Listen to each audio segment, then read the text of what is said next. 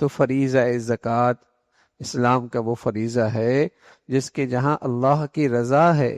اور آخرت میں اجر و ثواب ہے، اس کے مبارک ثمرات دنیا میں بھی ہیں، اس کے اثرات اس دنیا کے اندر بھی پڑتے ہیں۔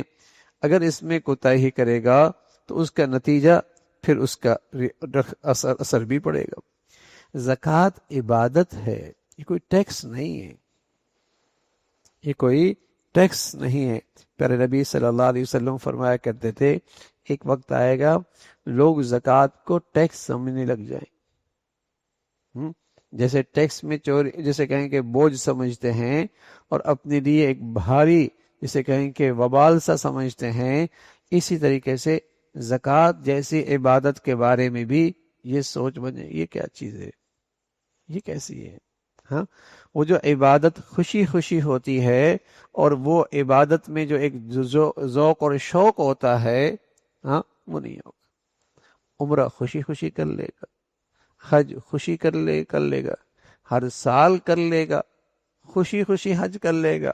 بار بار کرے گا، ہاں، خوشی کا اظہار بھی ہوگی، اندر سے بھی چاہت ہوگی، لیکن زکوٰۃ کی جب بات آئے گی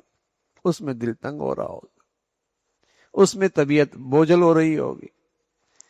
تو عبادت تو خوشی خوشی ہوتی ہے اور برازائے رغبت ہوتی ہے، اور جس قدر اس کے اندر خوشی اور اللہ کی رضا کی جذبہ ہوگا اتنے اس کے ثمرات بھی زیادہ ہوں، اتنے اس کے ثمرات بھی زیادہ ہوں گے۔ تو زکوٰۃ کوئی ٹیکس نہیں ہے بلکہ یہ اعلیٰ ترین عبادت ہے۔ بعض لوگوں کے ذہن میں زکوٰۃ کا ایک نہایت گھٹیا تصور ہے اور وہ اس کو حکومت کا ٹیکس سمجھتے ہیں،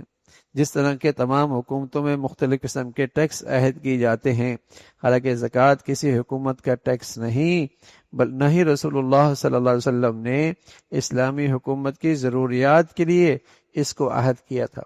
بلکہ حدیث میں صاف طور پہ واضح ہے زکوٰۃ مسلمانوں کے متمول اور صاحبی حیثیت طبقے سے لے کر ان کو غریبوں میں تقسیم کیا جائے۔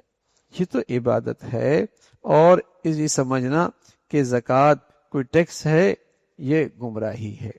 یہ گمراہی ہے، اور یہ عبادت ہے، اور عبادت اسی وقت بڑی قبولیت حاصل کرتی ہے جب وہ اخلاص کے ساتھ ہو، اللہ کی رضا کے لیے ہو، اور خوشی خوشی ہو،